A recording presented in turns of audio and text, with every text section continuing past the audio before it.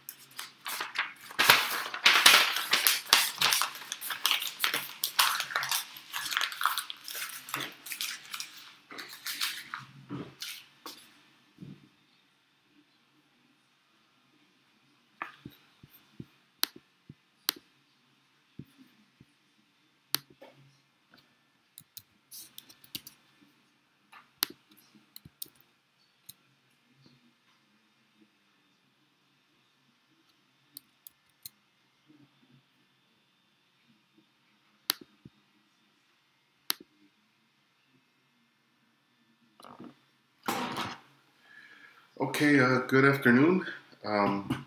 Welcome to our review session.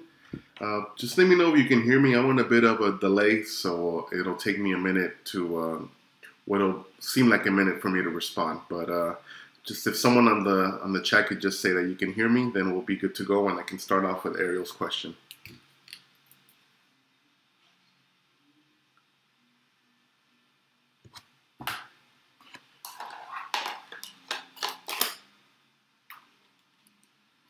Okay, awesome. All right.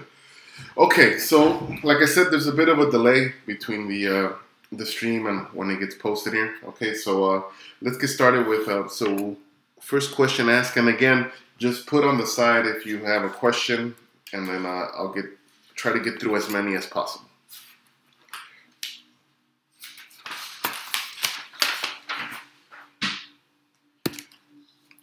Okay, so exam 2 review, question number 2.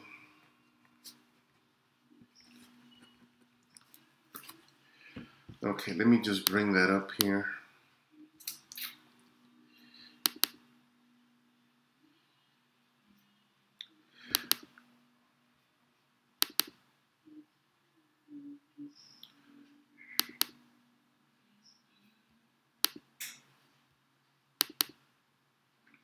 Okay, so this is the one where they give us a derivative and they want us to figure out if there's a possible function that exists. Okay, so let's see here.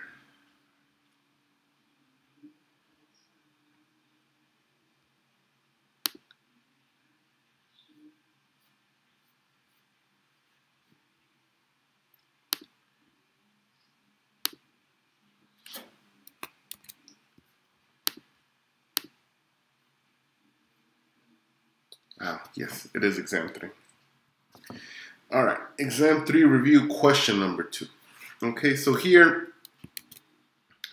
we're asked, they give us that the function f of 0 is equal to -1 and f of 2 is equal to 4. With the following condition that the derivative is less than or equal to for all x. All right. Okay, so we're tasked to find, does such a function exist? All right, now again, similar to one that we did in class here, when I see something like this, right, they give me values of the function and I have derivative. So right away, I think to myself, let me think of the mean value theorem.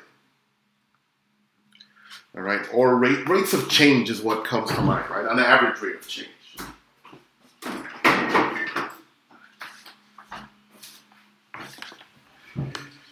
Okay, so again, in order for the mean value theorem to apply, a couple of conditions have to hold. F is continuous. F is differentiable.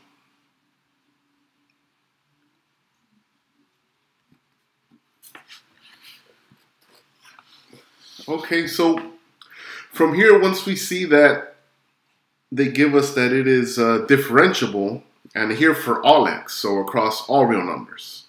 So then right away we should say, all right, if it's differentiable, then it is continuous, right? So differentiable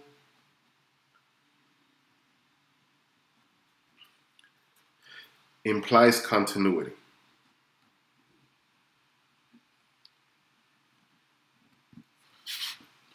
Okay, so since it tells us for all x, then it'll definitely hold in between this interval between 0 and 2. Right, this is our interval of interest.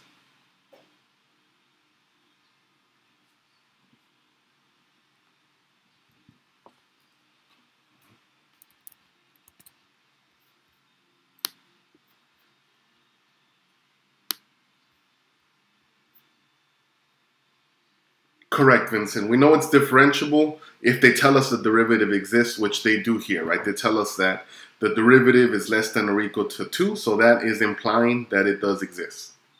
All right, and it tells us where, right? It exists everywhere for all x.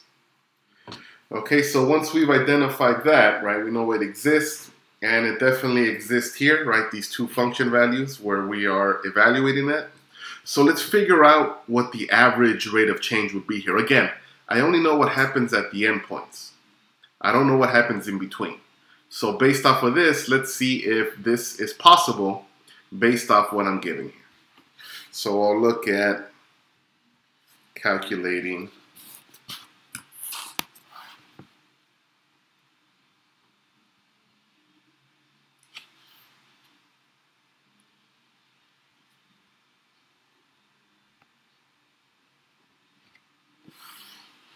all right, so I'll look at doing this calculation, right? The change in y over the change in x. Okay, so plugging in the values for f of 2, we get 4 minus a -1 over 2. All right.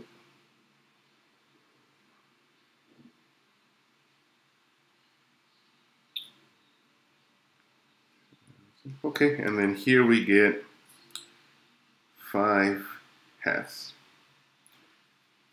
All right, or in other words,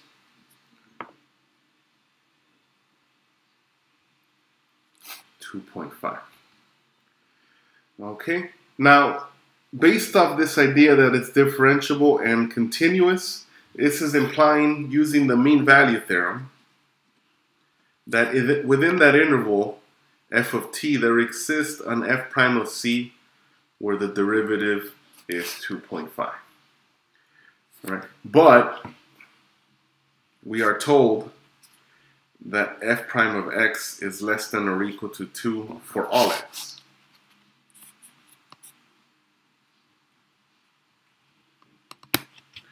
Okay, so this is not possible, right, based on our given assumption.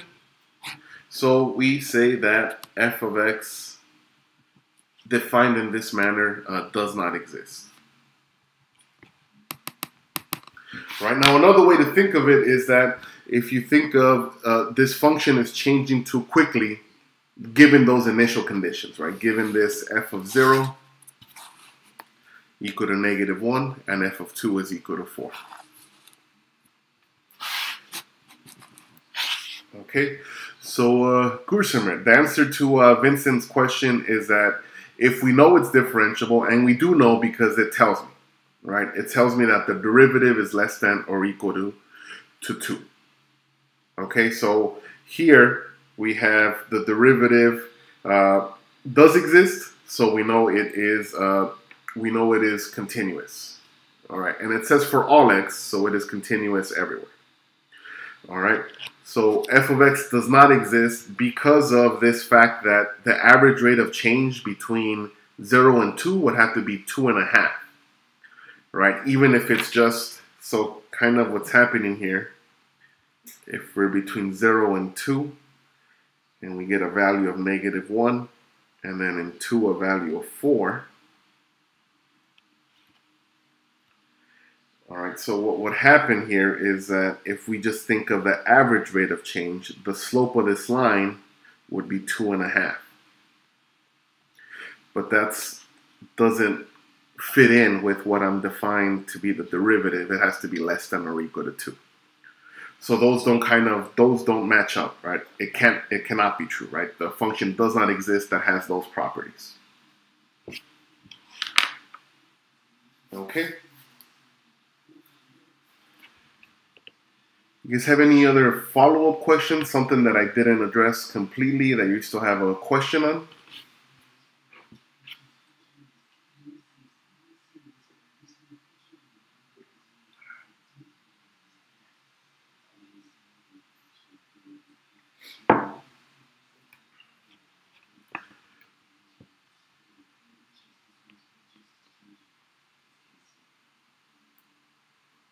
Okay, so, all right. Okay, so let's look at number 6 and 12 of the review. All right, so let's do those.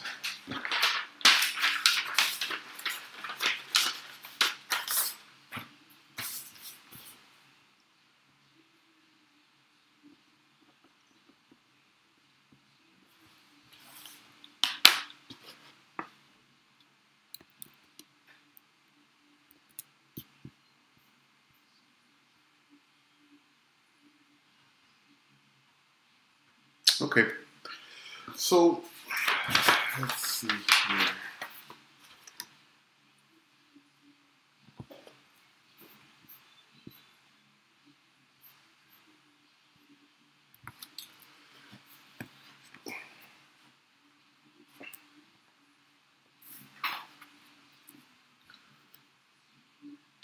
So let's take a look at exam 3 review number 6. All right, and we're given that a triangle is formed by the positive coordinate axes. So let's see here.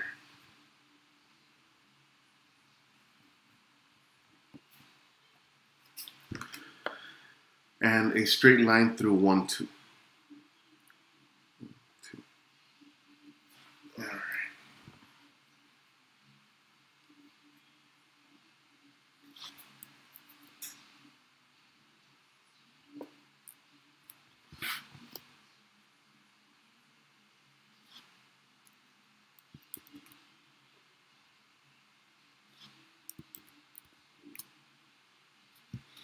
Okay.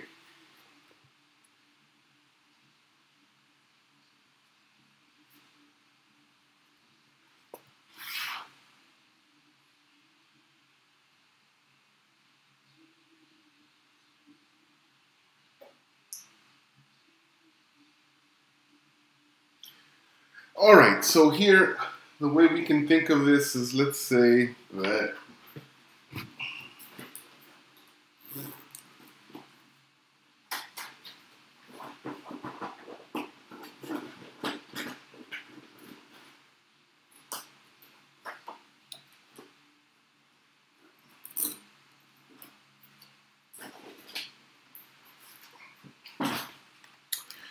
right, so let's take a look at this right here. All right. Okay, so what we have here is reading that problem. We say we have a triangle formed with the positive axes. So we have the x and the y here. And then from there, I would like to figure out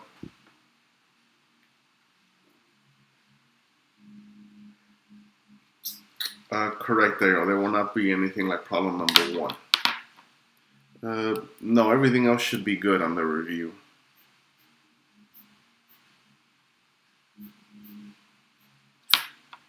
Okay, so let's see here. What was I doing here? Okay. All right, so I would like to here figure out, let's see, what am I asked here?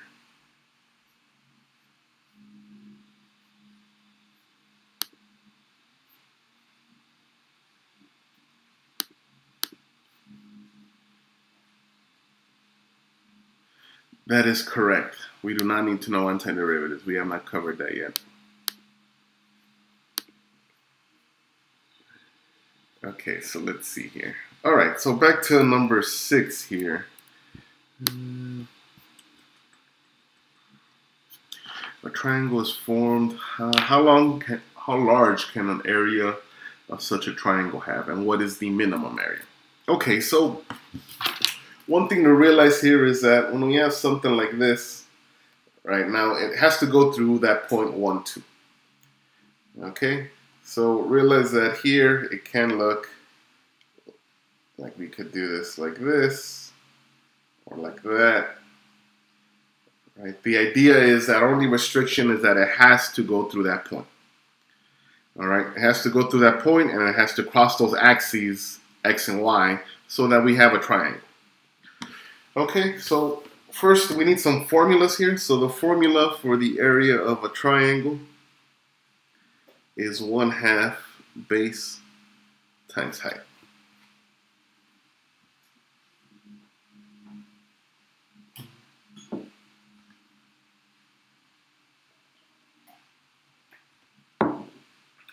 Okay, so if we look here, we'll call this point x0, and this point up here, whatever that point is 0y.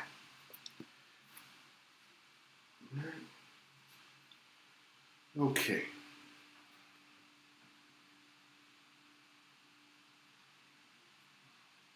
All right, so then from here, let's see here.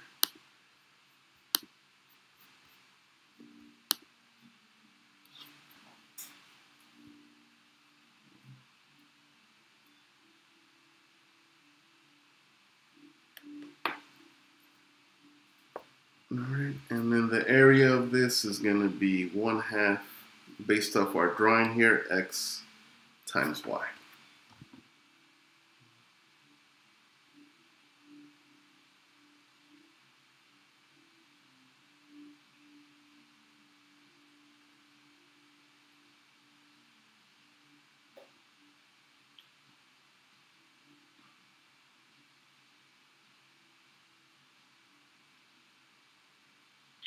Okay, so from here, let's try this. Why don't we take a look at what would the equation of that line be? Now, one thing we have to notice here is that the slope m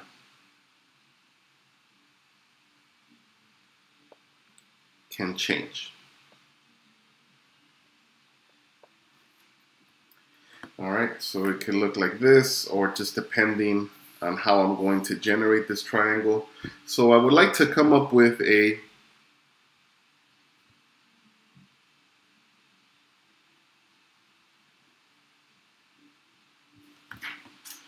formula for this. All right. Now, one thing that I'm going to keep track of here is that, okay, I know the slope can change, so I have to be careful with that. And also, I do have a point. That is one thing that has to be true, right? So this point always has to be on there.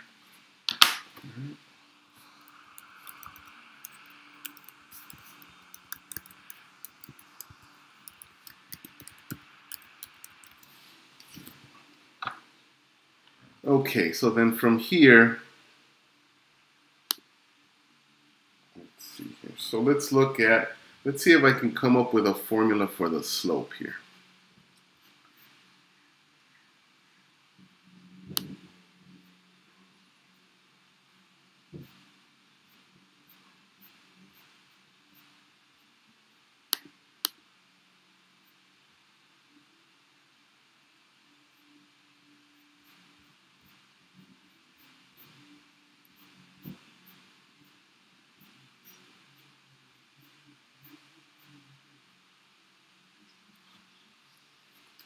All right. Okay, so from here, here's what we'll do. All right, so given this equation of this line here, we have the point that I want it to go through, so I'm going to use that point 1, 2. Okay. All right. Okay, so my equation is going to be y minus 2 equals to m x minus 1. Okay, and again, that 1, 2 just comes from the point that has to go through, it has to go to that point, right? So I have to incorporate that somehow into my restriction. Okay, now this, again, that's going to be our variable here. All right, I know it's a little bit different than what we've done, but here we have to realize that the slope of this line can change depending on how I place it. Okay, so from here, let's distribute that m.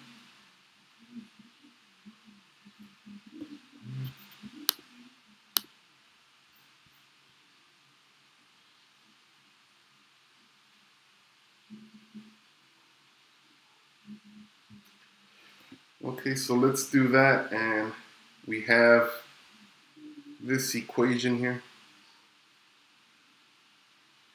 All right. So what I would like to do here is my goal here would be to maximize / minimize the slope.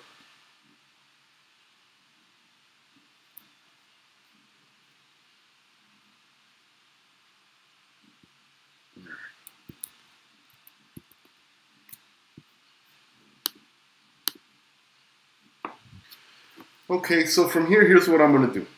All right, I'm going to say, all right, one thing I do know is I want to have x and y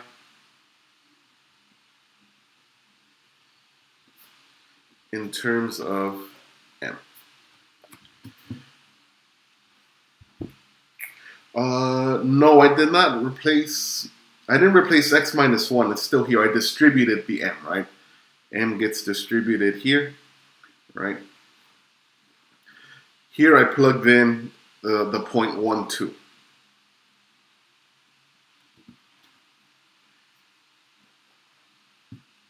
Okay, so I would like x and y in terms of m.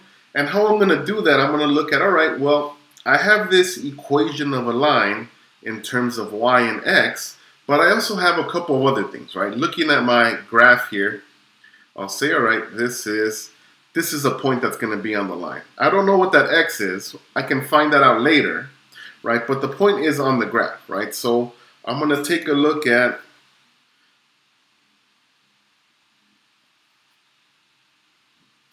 the point x0. Correct. It asks us to maximize and minimize the area, I believe, right? And that really depends on the slope of the hypotenuse there, right? So not just maximize, minimum. And it really depends here on the slope of our hypotenuse of this right triangle here. Okay, so what I have to do is I have to get a working formula here because the area changes with the slope of that graph. Okay, so I want to represent that. Okay, so here the point x0 is on the graph, so let me plug into my formula.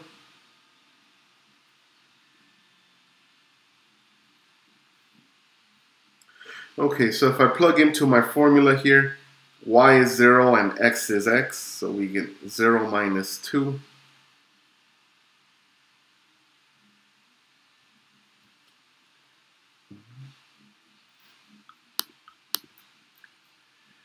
Okay. And then solving for x, we get m minus 2 over m is equal to x.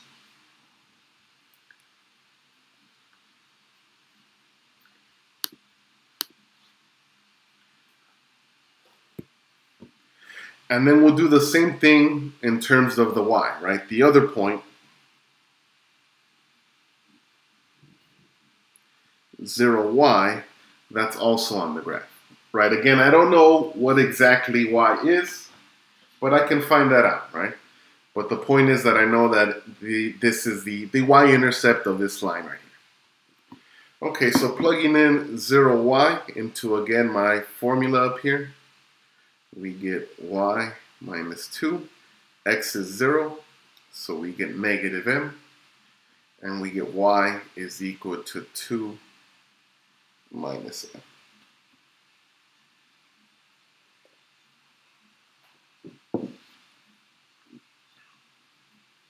Okay, so now let's look at what we have now. We have x and y in terms of m, my slope. Okay, so now I think I'm ready to use this area formula where I'm going to have it be a function of one variable.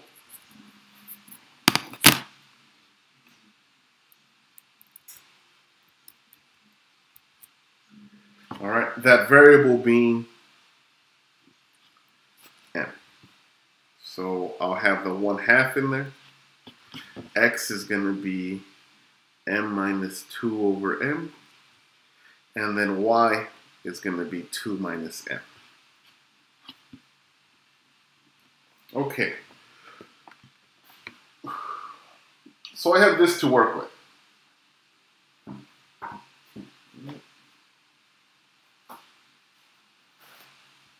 Any questions so far? Anything I can go back on this point here?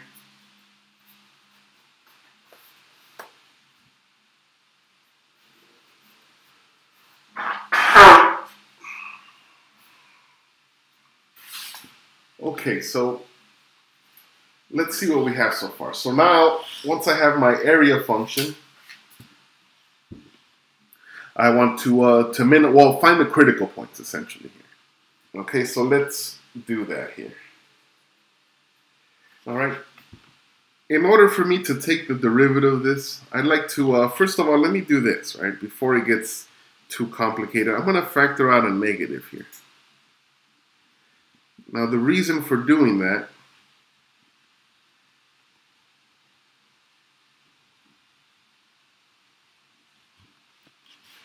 is that I can write it now like this, and even more importantly, we can write it as,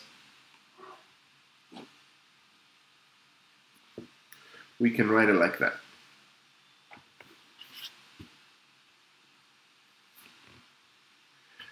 Okay, so that'll make it a little easier to take the derivative of it. So let me start by using the quotient rule here to find a prime of m. And in doing that, we'll get, all right, here we'll get the derivative of the numerator. That'll be m minus 2.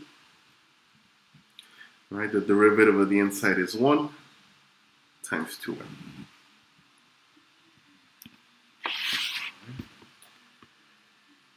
Okay. All right. And then here,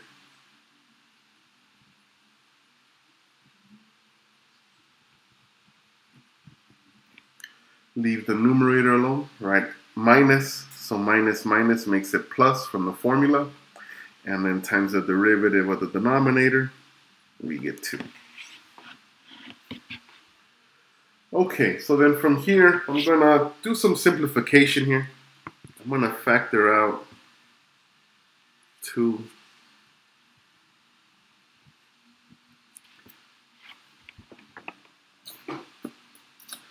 The 2m, well, 2 is from the formula, and the m came from the x part here in the denominator. All right, remember, it's a triangle, so we have 1/2 base times height.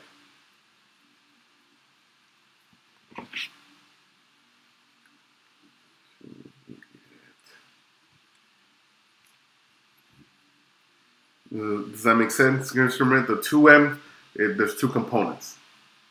In the first, oh, it's the power rule, right? Yes, I did that, right? I factored out the negative to get m minus 2.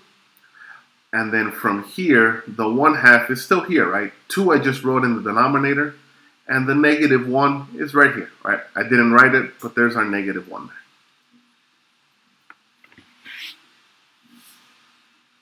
Okay, are we all clear with the parts, how I went from here to at least here? All right, okay, good.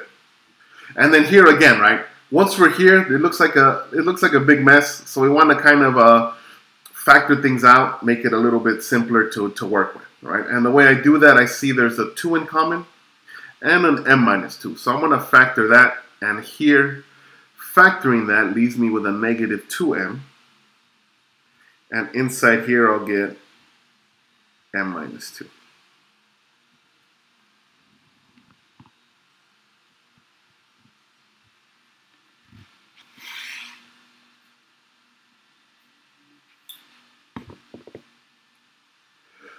Okay, so when we do this, let's combine some like terms again. Again, keep going here. Twice m minus 2. Inside here, we'll get a negative m minus 2.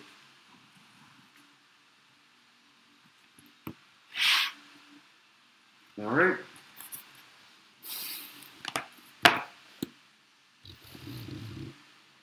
Okay. So that leads me to a couple of conclusions here.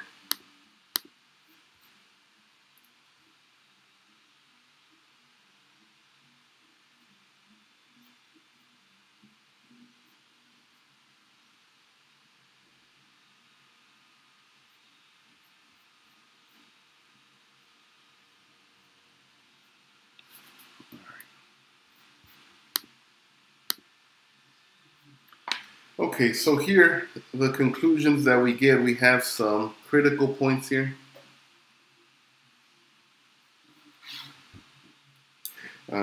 M is equal to 2, and M is equal to negative 2, right? And also, M equals to 0.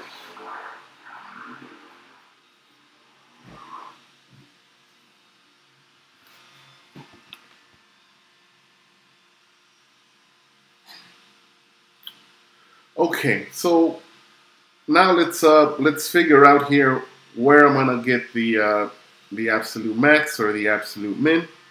One thing that we have to realize here, if I look back to my original formula here, in terms of m,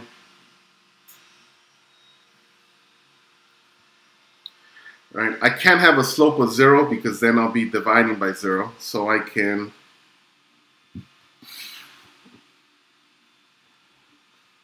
cross that one out, right? I can't have 0 slope. And it makes sense, because what does it mean to have a 0 slope? That means it'll be a horizontal line, right? And now it won't be a triangle, right? It'll just be a horizontal line going through that point 1, 2. So it makes sense that this doesn't work. Another thing to realize is that this one doesn't work either, right? M is equal to 2. Okay, now the reason for that, if we look at our graph, right, the way we constructed our line, or the way the situation is, I need this axis and this axis to be part of the triangle. If it has a positive slope, it would look more like this. Okay, so now we can get rid of that other critical point as well. All right, so it can't be a positive slope. So I only have this one here. Okay.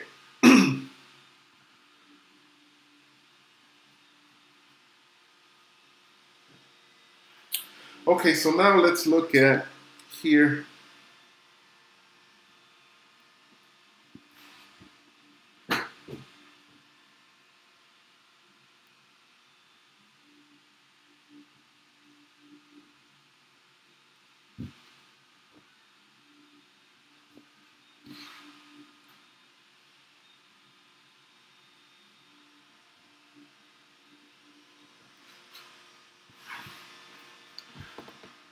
Okay, so let's see what's happening here when a around a critical point, -2.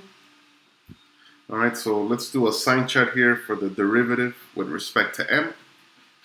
Okay, so I'm going to factor this one more time. I'm going to factor out a negative out of this term here.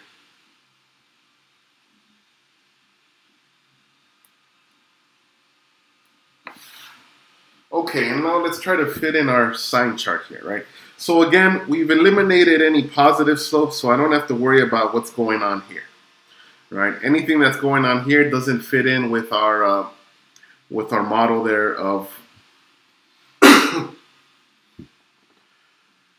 with our model that that the problem wanted us to have, where we wanted to have the positive x and y axis to be parts of the triangle here. Okay, so if we look at -2, let's say this is -1. So again, when it's, let's say, -1 here, we have, all right, -1. That would be negative, that would be positive.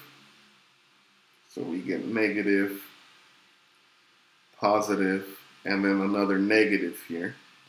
So it'll be positive here, right? So it's increasing between -2 and 0. All right, again, 4m squared always positive, so I don't have to worry about that. Now let's take a look at what happens out here. All right, when let's say x is -3. Okay, so when it's -3 here, so when it's -3, so we get negative, this is also a negative, and that's a negative. So we get plus, plus, minus, so we get a negative. So it's decreasing, and then it increases. All right, so it looks like we have a local min.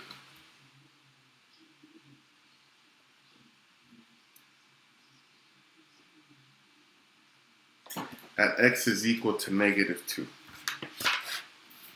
Now, one thing that we have to realize at this point is that, well, it increases as it gets closer to 0, but it can never be 0, because then we'll be dividing by 0, so it's undefined. The area function is undefined at 0. So it keeps increasing, increasing, increasing, and then as it works on the other direction, it is decreasing here. So I only have here a local minimum at x is equal to 2. And what this is telling me is that there is no maximum.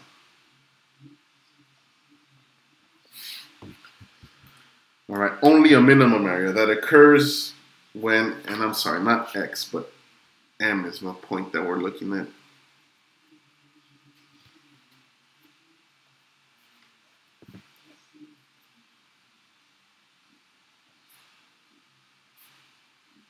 Only a minimum when the slope is -2.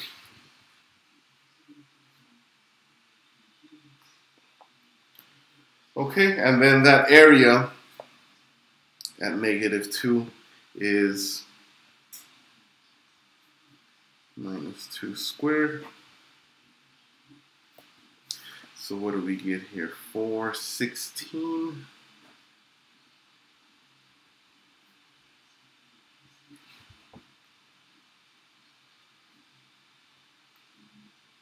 Oh, correct. There's no max because there's no change in concavity. Well, there's no more change in increase and decrease.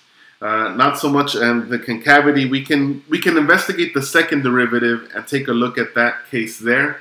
And I think we'll find that that has to be the case as well, Vincent, that there won't be any more change in concavity. So we just strictly have from here to here. And again, we're ignoring the positive ones because the way we set up our drawing, it has to have a negative slope. Okay, based off of what we have here, right? The slope, the line has to come this way in order for the triangle to be built using the positive y-axis and the positive x-axis.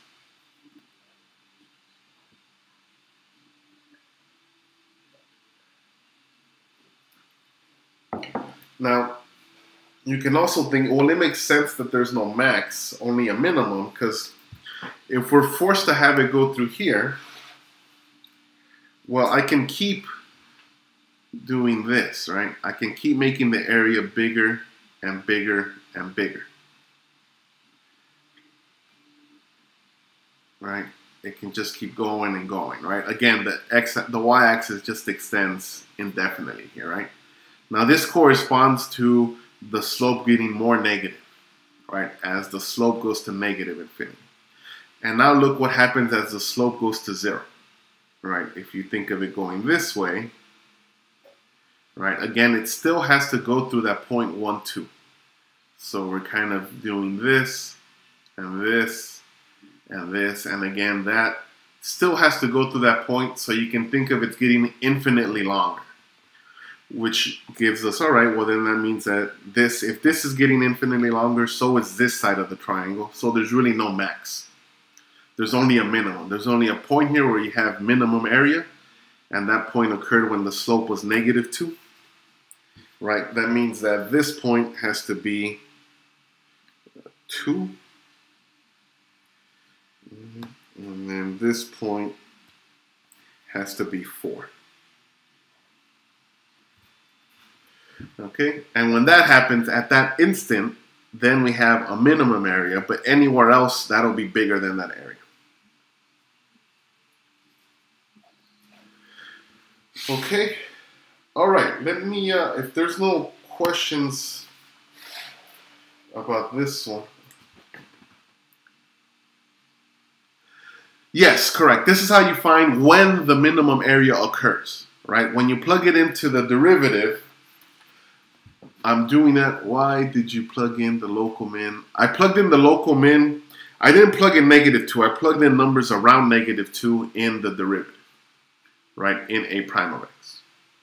All right, after I've identified that this occurs, that we have it goes down and then it goes up, right, then we said, all right, around it I have a local min. If I wanted to find the actual value of the area, there I plugged it into a of -2. All right, that is not the derivative, right? This is just my area function, not the change in area.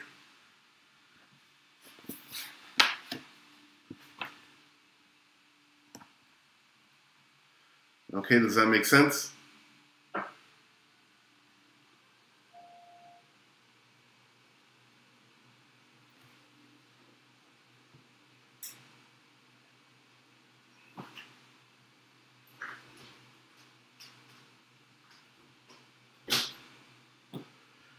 Okay, if there's no other questions, does that answer your question? Normal Dalmatian? I don't know who you are.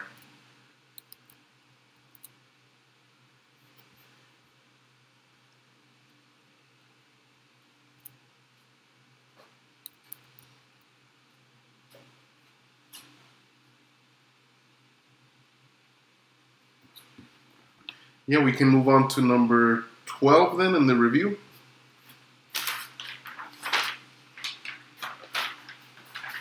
All right, so let's take a look at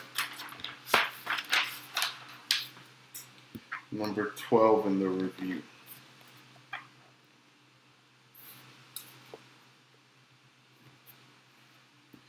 All right.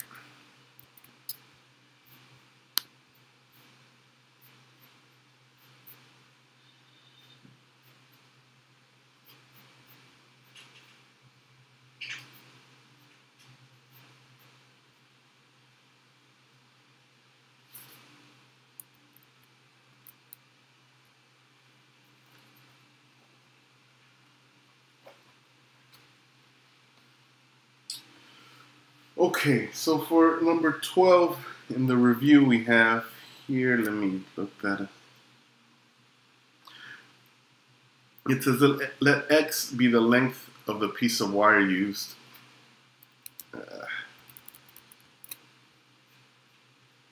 Yeah, let's see. Hold on. What am I looking at here? Okay, so it says the combined perimeter of a circle and the square is 16. find the dimensions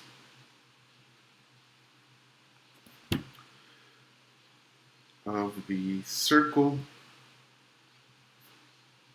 and the square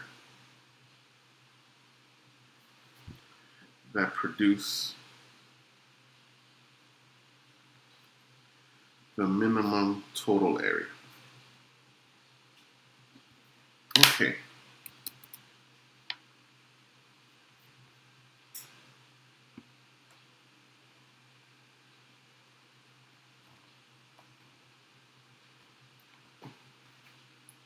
All right, so let's think of, there's a problem very similar in the homework where it talked about a piece of wire that you made into a circle and a circle and a square. Now we could use that same kind of thinking here, right? If we think of the combined perimeter of a circle and a square is 16. So let's think of if we had this wire that was 16 units long, right? And then let's take a portion of this, x, right? And let's do that into a circle.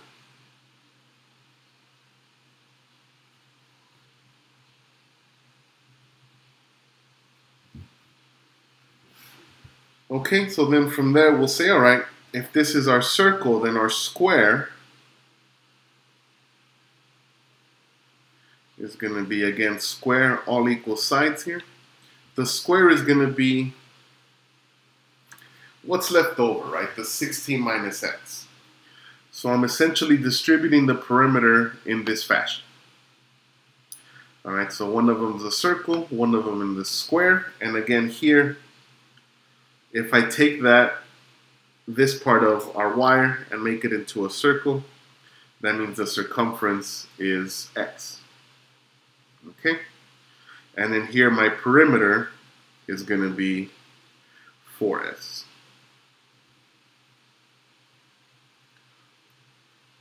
Right? Or in other words, 16 minus x. All right. Okay, but we're not after perimeter, right? We'll come back to that in a second. What we're after is minimum total area.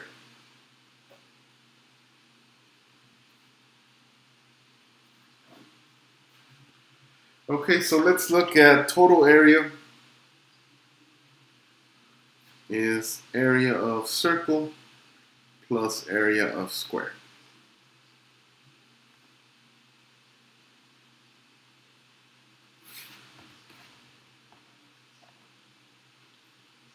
Okay, so then we'll have something like this.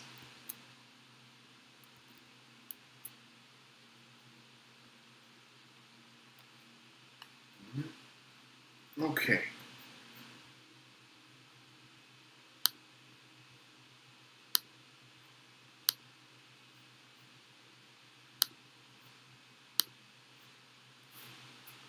All right.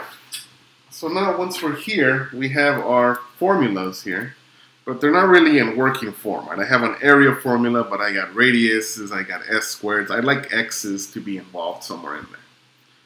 Okay, so the way I do that here is, all right, we have that.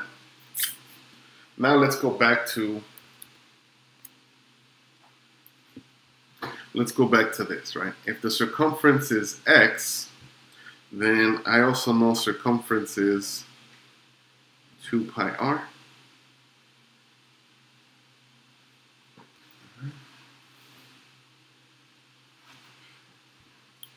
Okay, so that's our formula, and if these are equal, I could say, all right, x is equal to 2 pi r, or x over 2 pi is equal to r.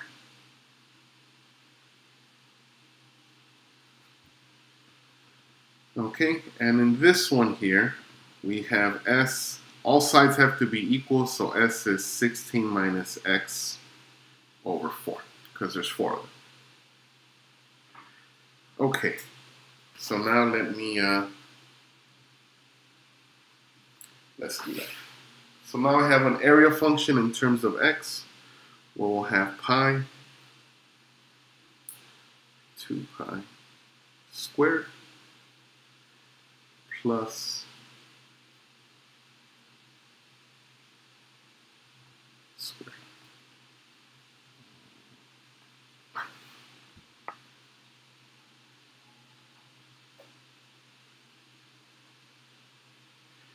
Okay. Okay, then from here we'll have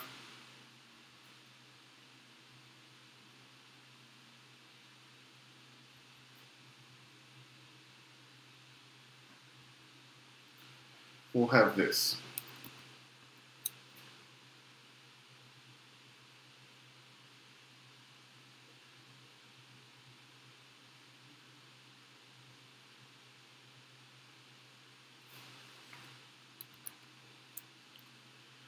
Okay, any questions so far? Doing okay on what I have written?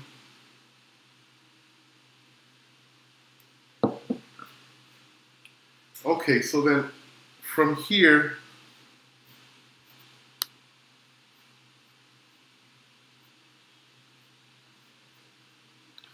let's do this. Let me simplify some things.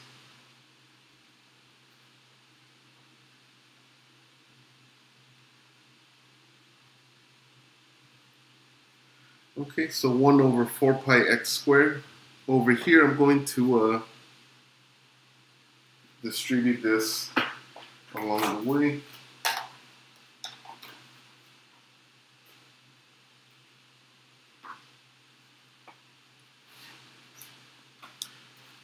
So we get 256 minus 32x plus x squared.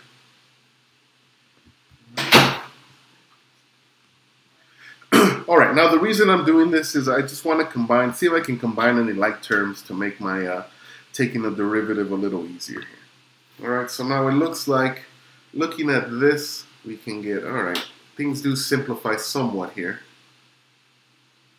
I'm going to combine the x squared here. Okay, and then here, if I distribute that, we get minus 2x plus 16.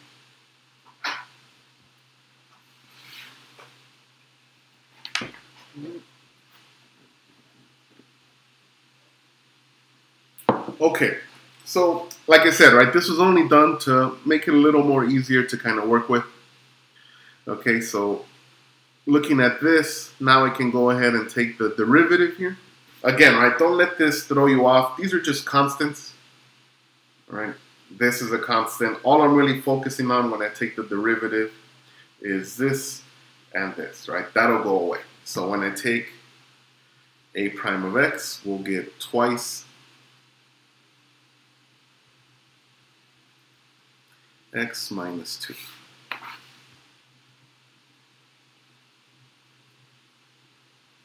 Okay. All right. Now, one other thing I'd like to do here is I don't like when this looks kind of like two separate functions, so I'm going to write it as one function, one fraction, excuse me, with a common denominator of 16 pi. So that puts me here, I'm missing 4, and over here we're missing a pi.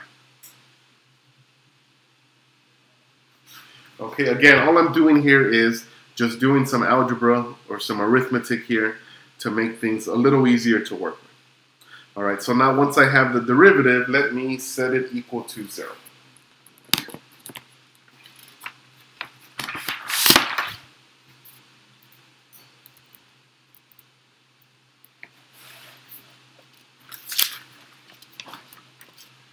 All right, so once I set it equal to 0, we get twice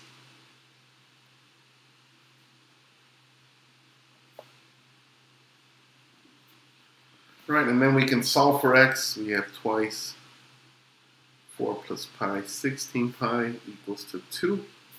Right, those 2's cancel out, and we get x is 16 pi over 4 plus pi.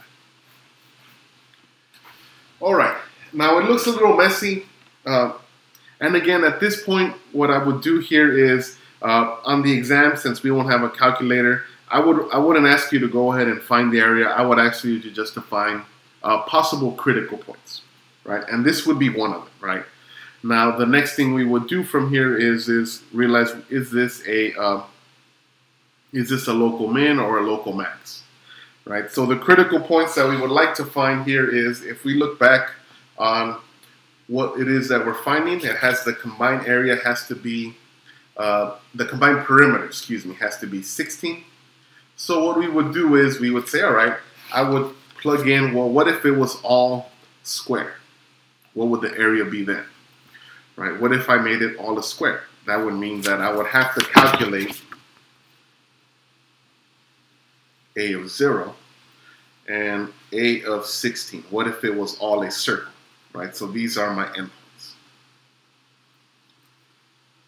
All square, all circle. And then I would also calculate this one, my critical point.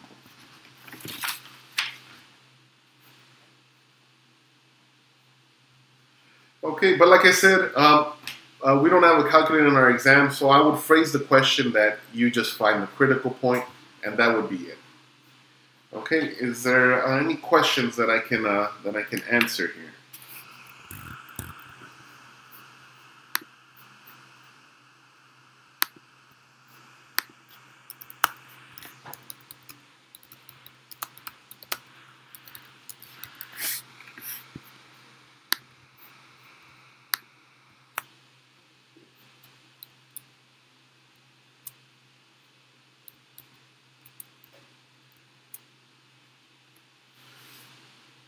Can I answer any other questions on the review or anything else before our exam tomorrow?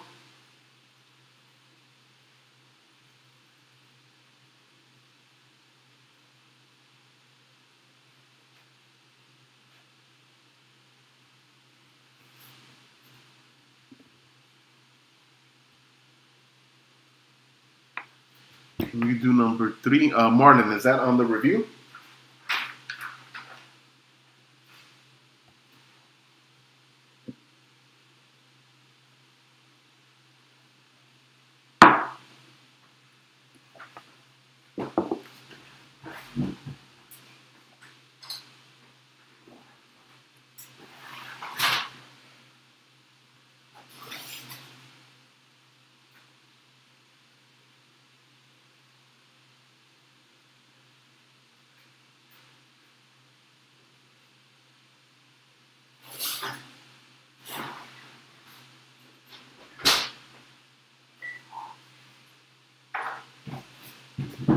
Okay, let's do number 3 on the review.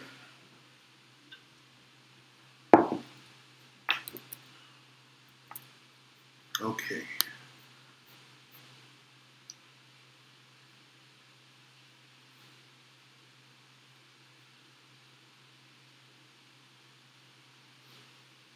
Okay.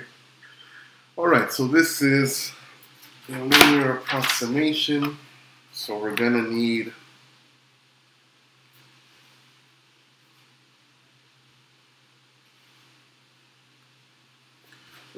this formula here.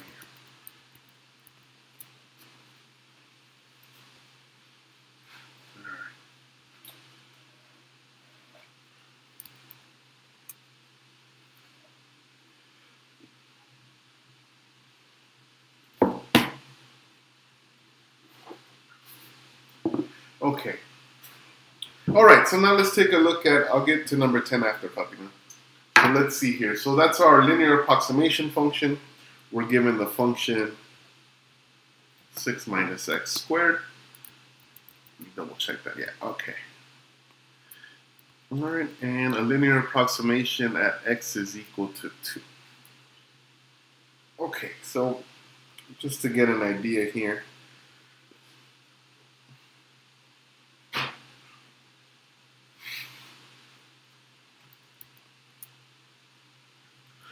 Okay, so here at 2,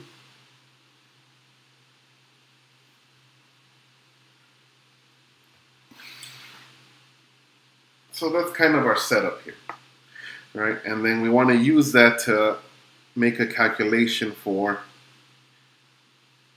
2.2, okay?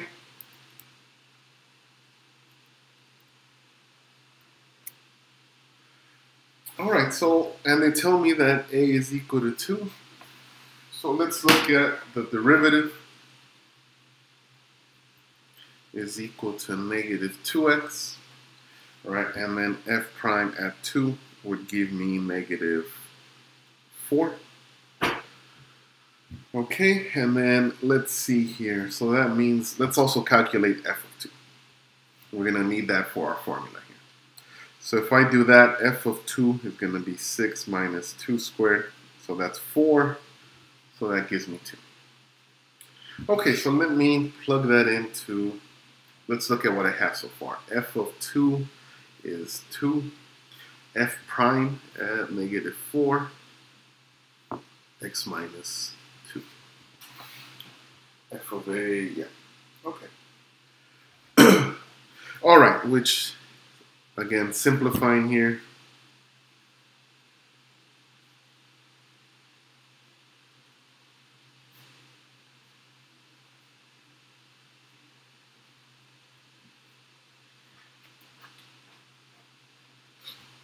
Okay, so that's our linear approximation, right? We found the function, L of x, and we're going to use that in our calculation. They asked me to estimate f of 2.2. Well, that's approximately L of 2.2.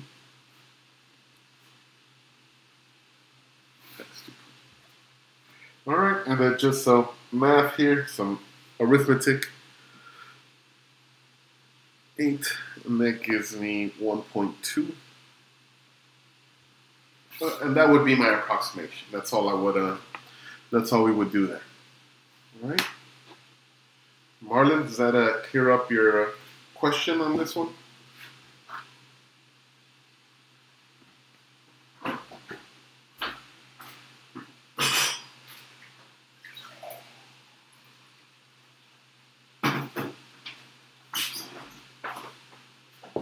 Yeah. Okay. So let's do number.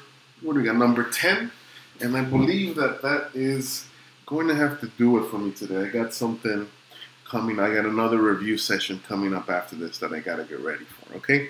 If any, so I'll do number 10, and if any last minute questions come up, then send them via an email, and I'll have to do it that way. Okay. So let's see, number 10.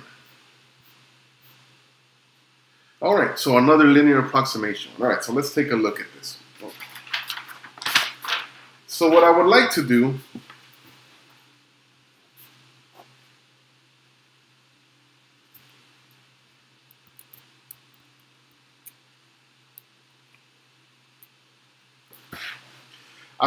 actually exactly the same thing that I did before. All right, where I had my I had a function. In this case, they just give me the root and say, all right, use a linear approximation to calculate this. So I think, all right, I have a square root. Let me think of the square root function. Right, so that's going to be my function that I'm going to be approximating. Okay, and again, if we think of just in general here, it'll look like this. So I would like to figure out, again, the goal here is to find something that I know how to evaluate. So looking at this, I know at 100,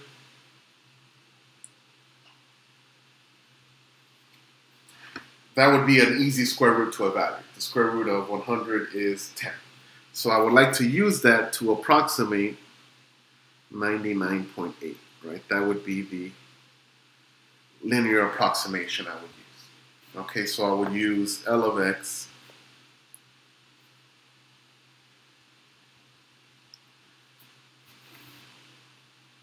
okay. And again, here where we're going to use A to be 100. Okay, and again, my choice in that is I find an easy one that I can actually calculate. All right, because now I know that f of 100 is 10.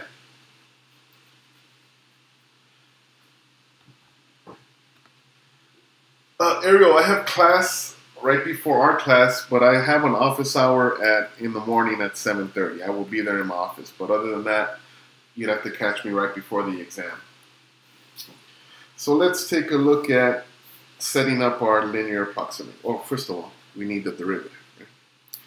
f prime of x is 1 over 2 square root of x.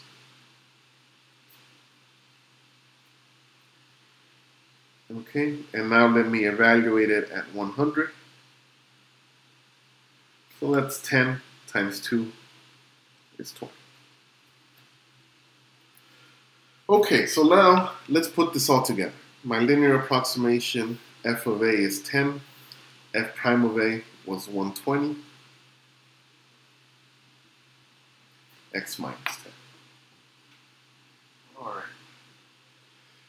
Okay, so we'll have something like this, and then here I'm asked to find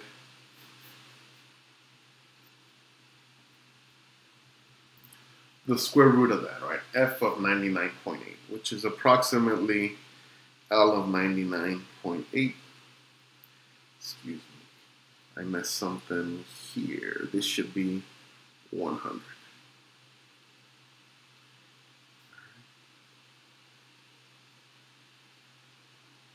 F of A is 10. Okay.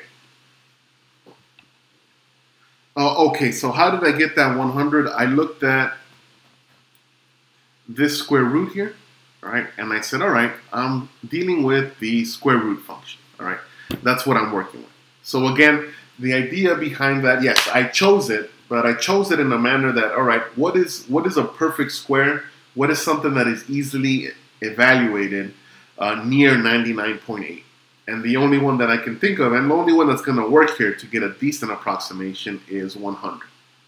Right? 100 is close to 99.8, and I know how to find the square root of 100. Right? So I had to choose that. All right? I had to find something that we can evaluate easily. Okay, so then from here, right, and we see that made things much easier here, right? That's easily evaluated. Right? I can take the derivative. We have a fraction, but we can still work with that. All right, that's not too bad. Because now at the end, right, when I evaluate using my linear approximation, here we'll get 99.8 minus 100. And then we get times, what is that, negative 0.2. Okay, and that is 2/10. Do some algebra here. 2/10.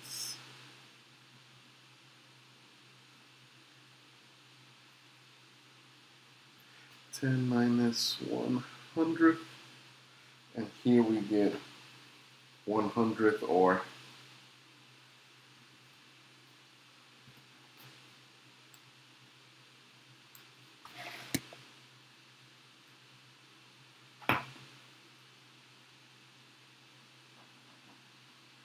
we get 9.99. Again, all this is just arithmetic, right? At this point, I simplify my fractions, 1/100th, then it looks like that, and then that gives me 9.99, right? And again, just so you could see here, the idea behind that is that we can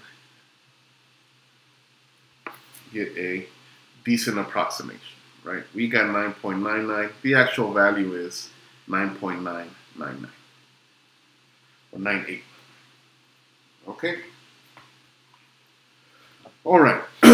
So again, if you have any last minute questions that come up, just send them via email. I need to get ready for my next session here today. I will have an office hour tomorrow in the morning. But besides that, I have class from 8 till about 10:15. All right. Sorry, Bruce and Red, I'm going to have to go because I do have to prep for the other one, right?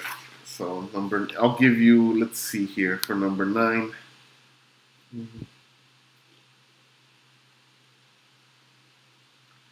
Okay. I'll owe you that one. I'll try to get that one out later tonight or tomorrow morning. I'll post it on our on Canvas or something. All right. So thank you for joining me, you guys. I'll see you guys tomorrow. Okay.